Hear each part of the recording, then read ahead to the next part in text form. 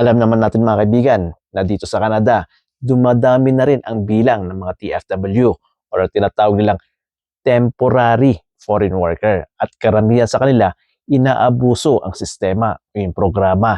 Kaya nagsalita na rin ang Prime Minister na si McCartney regarding sa mga TFW. Kaya sabay-sabay natin pakinggan kung anong plano niya sa mga temporary foreign worker dito sa Canada.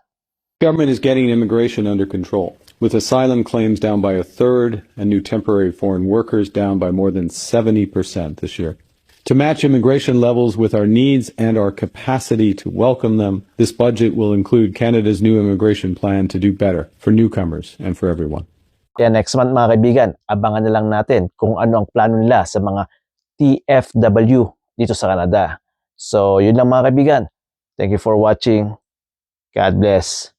See you on my next video. Paalam!